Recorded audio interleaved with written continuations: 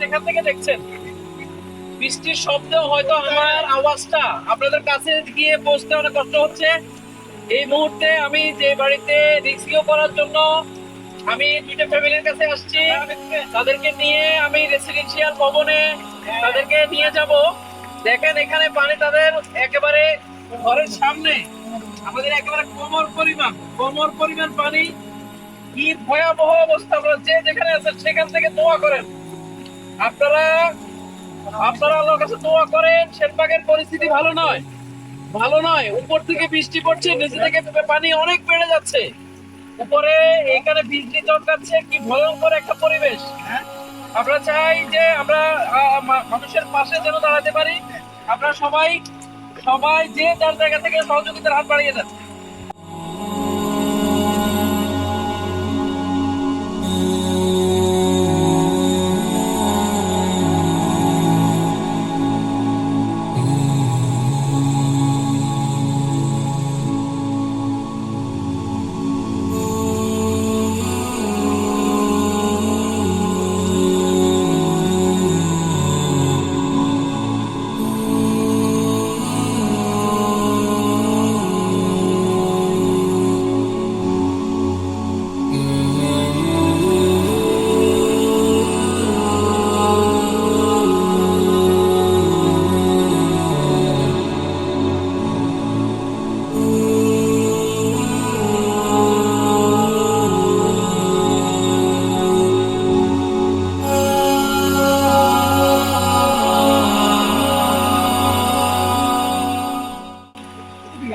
আমি দেশবাসীর কাছে শুধু বলবো যে আপনারা দোয়া করেন।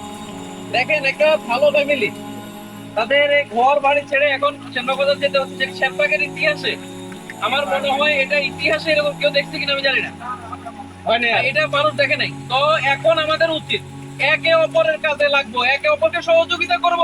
এটাই ইসলাম, এটাই ইসলাম। আপনি এখন আপনার ধন সম্পত্তির কথা চিন্তা করবেন না, আপনি এখন চিন্তা করবেন যে আপনি মানুষের উপকার কিভাবে করতে পারতেছেন। আমরা এখানে আসছি একেবারে অনেক দূর, এটা চাঁদপুর গ্রাম, খলিফাপাড়া গ্রাম বলে, মাঝামাঝি একটা অবস্থানে। আমরা ভাবছিলাম যে আমরা গাড়ি নিয়ে আসবো, তাদের মালামাল নিয়ে যাবো, কিন্তু পানি কোমর সমান, গাড়ি আসতে পারে নাই, গাড়ি প্রতিমধ্যে নষ্ট হয়ে গেছে, আমরা রেখে আসছি। আর এখন আমি যে কারণে বারবার আপনাদেরকে মেসেজ দিচ্ছি সেটা হলো আপনাদের দোয়া লাগবে, দোয়া লাগবে। সবাইকে ঝাঁপিয়ে পড়তে হবে, বিশেষ করে সেনবাগ পৌরসভা যারা আছেন, যারা এখনো ডুবেন নাই। ডুবাকে জিনিস গ্রামে ঢুকলে বলতে বোঝা যাবে। অতএব সবাই আমরা কাজ করতে হবে ইনশাল্লাহ। আমরা সবাই আজকে প্রতিজ্ঞা করবো, কেউ অর্থ দিয়ে, কেউ শারীরিক পরিশ্রম দিয়ে আমরা মানুষের সেবায় এগিয়ে যাবো ইনশাল্লাহ।